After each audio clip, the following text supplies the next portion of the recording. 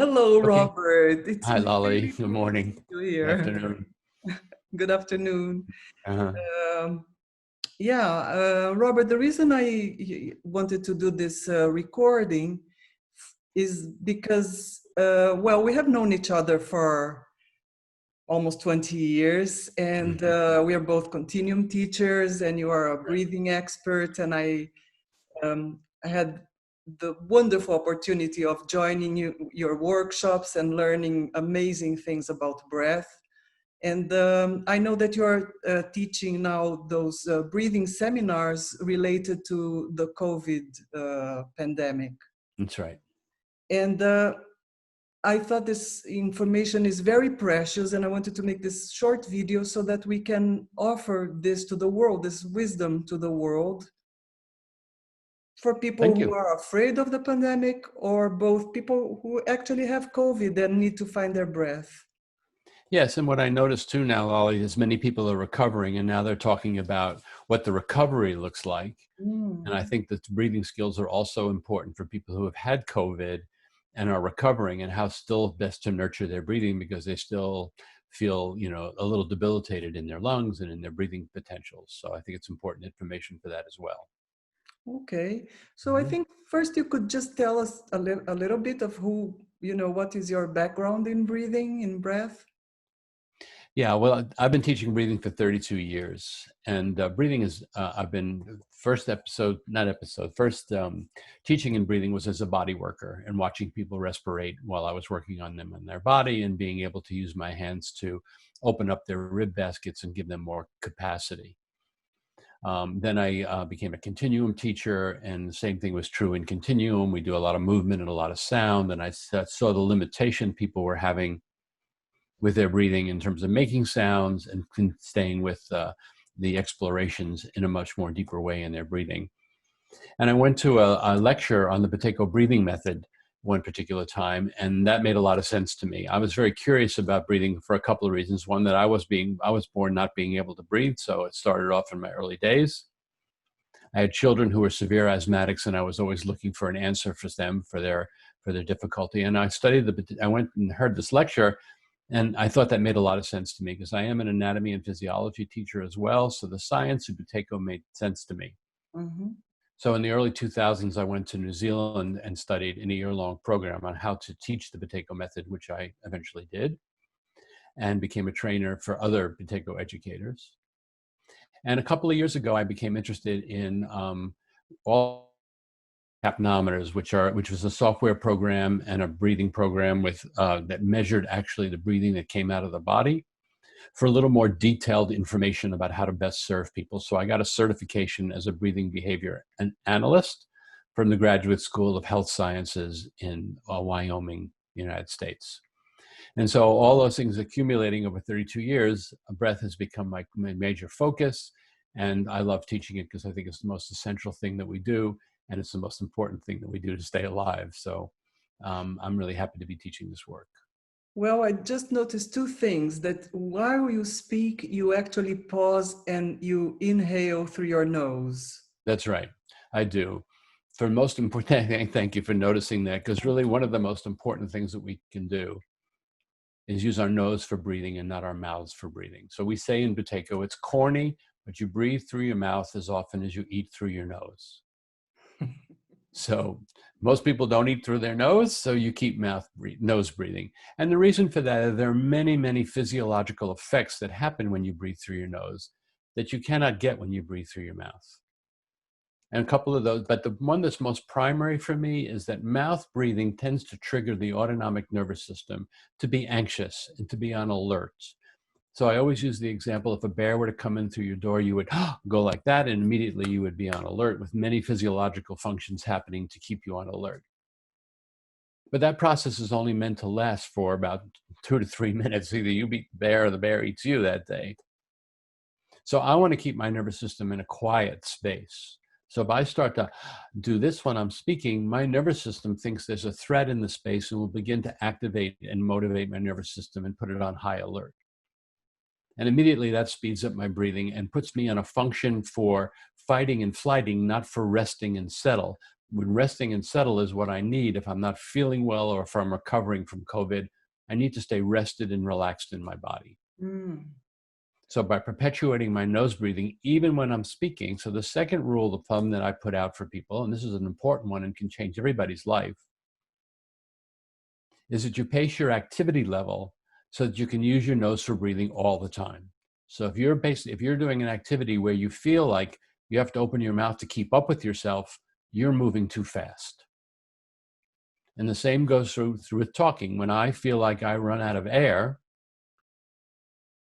I close my mouth and breathe back from my nose. I give myself a break to take my breath in, and it keeps me in a quieter, calmer place inside of myself and more connected to my own breathing process, which I want to be, to make sure I'm taking good care of it, especially in preventing, and if I were to have COVID or if I was to be recovering, to be intimate with the process of my own breathing as a way of settling myself. We all like intimacy. We all relax when there's intimacy, if it's a relationship or with a family member. And so we can have that quality of intimacy with our own self through our breathing. So as soon as we turn our attention to the fact, just instead of looking at the screen, I just turn my attention automatically to, there I am breathing, I'm immediately connected to myself. I'm feeling my experience. And that's a very important piece for me, because as I feel my experience, in an intimate way, I want to treat myself kindly.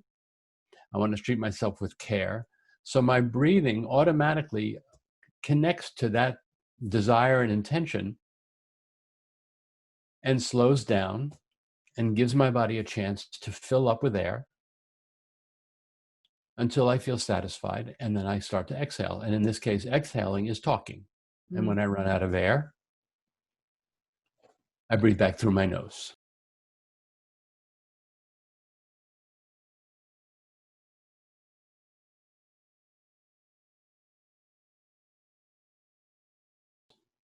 And the speaker often likes that too, because it gives them a rest in hearing what I have to say.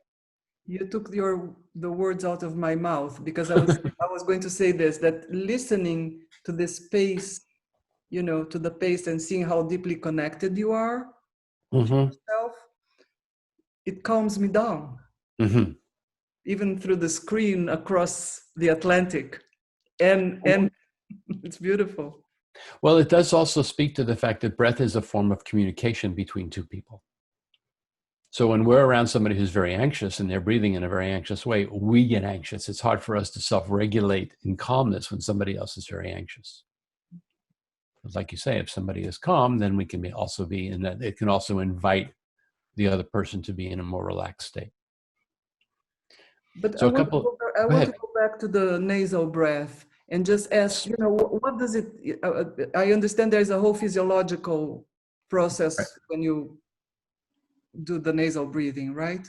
Right. There are some very common things that most people know, and you may not know. And one is that it has a filtering mechanism. The nose and the sinuses and the hairs in the nose and the mucus, they all have this ability to filter what's coming into the nose down to about 0.5 microns, which is pretty small. Viruses are smaller, unfortunately, which is why we need to wear masks. But it does help keep some of the pollution out of our lungs. So if we breathe through our mouths, we take anything that's in the air directly into our lungs with no chance of filtering it at all, which makes the lungs more susceptible to infection and weaker. It also controls the temp. So I like to say it this way, that the nose is the guardian of the lungs. So it filters for the lungs. It controls the temperature for the lungs. If it's too hot, it'll cool the air. If it's too cool, it'll add heat to the air, because there's a lot of blood in our face. It also controls the humidity. It can add moisture to the mucous membranes if it's too dry in the air, or pull some of the moisture out. It produces antibacterial molecules, which kills bacteria before it gets into the lungs. And now we're taking a look at, through COVID, the use of nitric oxide. In the United States, they're using nitric oxide from a machine and putting it into the body, because nitric oxide in SARS in 2006 was discovered to kill the virus. So now hospitals in the US are using nitric oxide from outside sources to help kill the virus in the body. We make nitric oxide in our nose.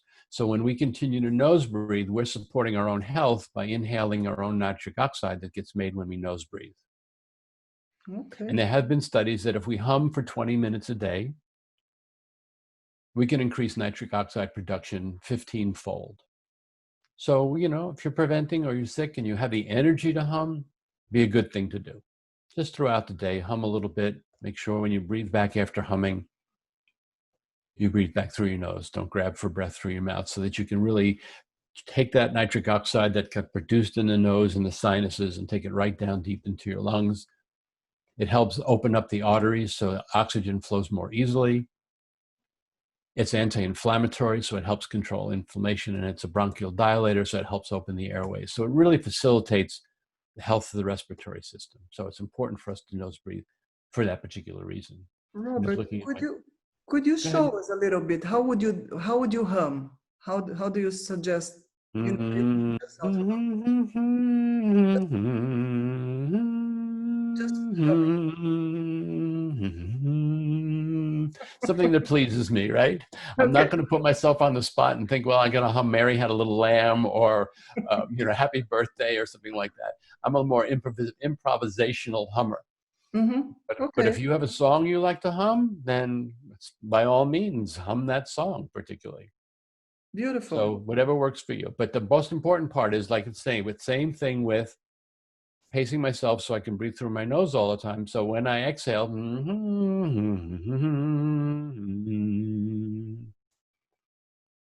I breathe back through my nose so that I stay in that quieter place. And then the other benefit from humming is that it actually creates a lot of vibration in the tissues. Mm. And so when we're aware of that vibration in our tissues and we breathe back, those tissues begin to move with breath more easily also, because it's created some activity in the tissues. So now the tissues are awake and they go, let's breathe. And so you can feel more movement in those tissues after you've hummed, which helps deepen the breath and keep you quieter and slower in your breathing. Because I think one of the most important things about nasal breathing also, besides the fact that it does support healthy physiological chemistry, which helps support the delivery of oxygen to the cells, that's probably the most important part of nasal breathing, is that it facilitates the distribution of oxygen to the cells in the best way that it possibly can. And we need to be oxygenated. That's the biggest problem with COVID, that we lose our ability to oxygenate. So one of the ways that I really enjoy also nasal breathing is that when I put my attention on my breathing, it slows down. And so I like enjoying watching the relationship of the movements that happen in my body. Air is coming in my body, and my body is moving with that air.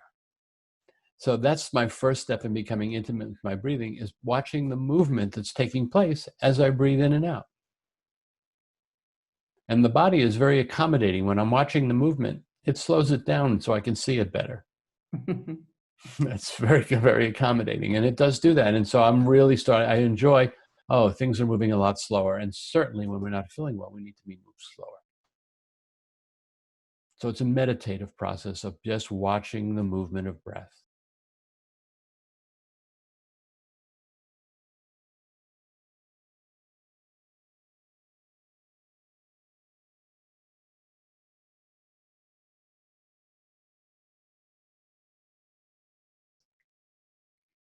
It's beautiful what you're saying, because I understand when we are with difficulty in breathing in the inhale, there is the tendency of thinking that the breath is not a friend, is a foe, is your enemy. That's right. And when you are in a relaxed state, you are breathed. Air comes in easily. That's right. Yeah, go ahead. No, you're being breathed for sure. And to say the other side of that, breath is really your friend. It supports your life. You cannot live without it. It is life. Without a breath, you don't live. And we all know that, which is what makes COVID so frightening, is because we're threatened with the annihilation of our existence into death. So many people die from it. So we're frightened. And so we're frightened of the disease, and we're frightened of how it's carried. It pushes through the air. And so we're all on edge about, well, what do I do for myself as best I can, which is why the stay at home has been so important, is because I put myself in less susceptible situations.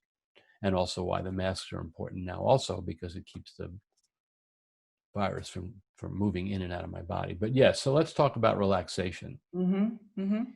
So following the movement opens up the portal to say, okay, if I'm following movement, in my experience, it starts to settle me into having a body, into being in my body, how I can help support that process is that the two phenomenons that happen with the cycle of breath is when we breathe in, we're breathing air into our body and we become a little more buoyant, right? We've got air in our body. We're like a balloon. When we breathe out, that air is leaving and we notice a little bit more of our own weight, that we're, not as buoyant, we're a little more dense, if you will. And then the exhale, that buoyancy of like a balloon that was floating in the air, when it loses its air, it's coming towards the earth. So I want to follow that movement down towards the earth or gravity, onto whatever I'm sitting on and wherever my feet are, and wherever my hands are. So as I exhale, I notice more contact happening where I'm sitting, and I notice more contact with the floor where my feet are, and I notice a little more contact where my hands are resting on the chair. And so I take a moment to really feel that and to just give myself a moment of rest there, that I'm being supported, I'm being held. Something is holding me up. I don't have to be the one who's holding myself up all the time. And if I keep that in my awareness, that I'm actually being supported, and keep that a little bit of my awareness and take my inhale from that sense of support, I think two things happen. One is we breathe lower with more of our diaphragm. Breath opens up from the diaphragm, and I'm breathing from rest. So breath comes in easier. I'm not lifting up to trying to get breath. I'm allowing breath to come in and fill me up without me having to add anything to it. So that's very important to understand. The breath can show us where the support is for our body to be on the earth. Because when we're anxious and we're way up here, we don't feel some support. So it makes us more anxious because we're lost in space, so to speak. But when we come down in the exhale and go, oh, wait a minute, there's that chair. Oh, wow, thank you. There's some support there. And I just keep it in my awareness and breathe. Breath arises from rest and support. And that's a much easier place to breathe from than trying to get breath into a very tight, small space when we're up and anxious in our bodies. There's more space down lower. I just remembered that many years ago in one of your workshops, you brought an image which I carry with me, all the time, which is that air is all around us. Air is soft, and air is right here. You don't have to, That's right. go gasp for air. It's right here. And so this is something that really shifted my breath. Nice, because there's an immediacy. Yeah. There's an immediacy that it's right here, and it's also that the availability is right in front of us or right underneath our noses. Which I just to say, I want to add this, that's the most important thing about wearing a mask, is that we have to orient to the fact that what we're breathing is right under our nose and inside a mask. It's not like all over here flowing where it's inside right here. So it changes our reservoir of breathing, and we have to really accommodate that in our awareness. Oh, I'm breathing inside of something. Okay, well now I have to really be slower because it's got to come through the mask. If I try to grab for big, I'm going to start to increase my heart rate, increase my blood pressure to try to get more air. I have to breathe with what's available. It will filter through. And I just want to say this, the other big thing that happens for people who wear a mask is they overheat. And so what I tell people to do is at the end of your exhale, pause for a beat or two or a second or two and actually feel that heat leave the mask.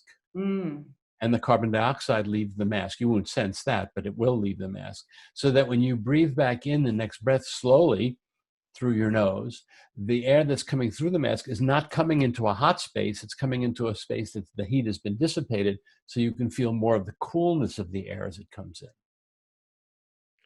This is so relevant because I have Yes, very. seen doctors who have been advising people not to wear masks because of the overheating and because of the carbon dioxide. Right. So you have to take that into account. And to everybody I've taught that, they go, oh my God, it makes it so much easier.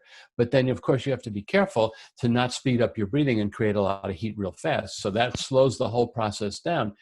So really what I think is going on here, and I think it's a brilliant thing that's happening despite all the sorrow, is that we're being asked to slow down on many different levels. And so where there's a virus attack us first is in our breathing. So it's asking us to slow down. And so that's the whole thing that we have to do to keep a rhythm in our own body that we can work with, is finding ways to breathe in a way that we are, the phrase I like is, we're living our life at the pace of breath. Beautiful. And if it's over that pace of breath, then I'm harming myself. And air pollution is one of the biggest causes of people's lungs to be compromised, is because people who are breathing air pollution consistently, like they are in Brazil, like they are in the US, like they are in China, makes their lungs much more susceptible. Mm-hmm. And so, it's caring for our own lungs and making sure they get treated right by using the nose for breathing, and learning how to relax by just, yes, I can be supported, I can be down, connected to the ground as I breathe in. And that really helps. And so that makes a more diaphragmatic breathing. It's the counterpoint to shallow breathing, which is up here. And because when we breathe down at the bottom of our lungs, like we're doing when we do this relaxation, there's more lung tissue down there, there's more blood down there, so there's more transfer of oxygen down there. So in the hospitals here in the United States, there's two things came up. One was the term recruitment, that many people who come in with shallow breathing are suffering more greatly than those who have a really healthy breathing system. Mm-hmm. So they ask those who are shallow breathing to find more lung recruitment, use parts of your lungs that you never use.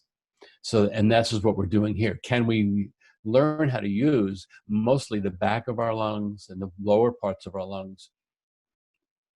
Because there's more lung tissue back there. So if we are in a difficult situation, we can find space where maybe there is no space. In other words, COVID may come in and limit some of the space, but if we have this ability to follow the breath, feel it in our lungs, we can try to find places to breathe where there is room to breathe. If we have some facility with being able to manage the movement of our lungs and breath together and be in this relaxed place.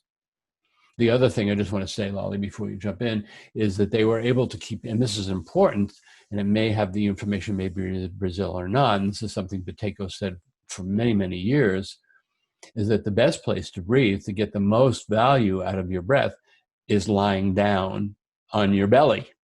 Mm. And so what that does is it compresses the front of the lungs, so makes you go to the back for more air, which I said before, there's more air, more lung space in the back than there is in the front. But most people are looking for air here in the front, and you can't get it there.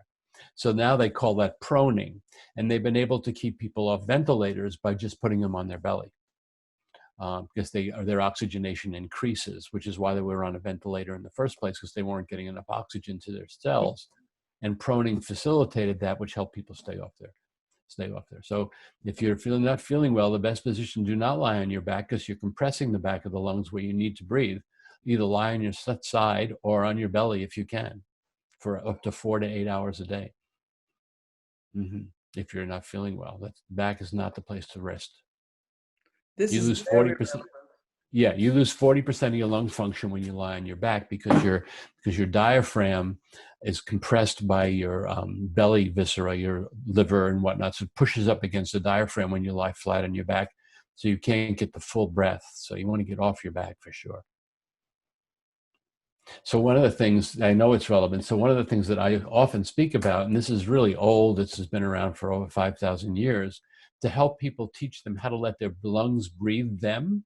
Mm. And it's a really simple thing that you practice, but eventually you'll learn how to do it without having to do this.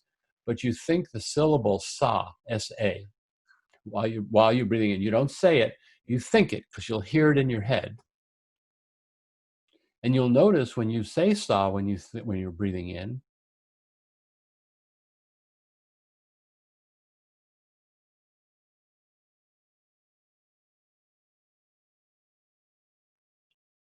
that your chest becomes more expansive, reduces the tension in the chest wall, and you feel like the lungs are opening from the inside out. And the air is being pulled through your nose. You're not having to exert a lot of energy to get air into your nose. Mm-hmm. So it reduces the airway resistance. So eventually you'll know how to do that yourself without saying it. And if you want a bigger breath, you just elongate the thinking of sa and keep opening, and there's no stress there. This is amazing. This is Thank you. Yeah. And the exhale, you think the syllable ha, H-A, and you let the air come out on your own. Just think the syllable, just let the air empty your body. Don't push it out. Don't use any effort if you can in your nose or in your lungs. Let it leave. You see yourself get heavy, going towards the earth. You let that exhale finish itself until you feel the impulse breathing in. And then you think sa when you breathe in. And that really lowers airway resistance and allows more air to enter the lungs and has more capacity. It increases your capacity for more air, which in COVID is the big problem. The capacity for air starts to shrink and you want to keep it open.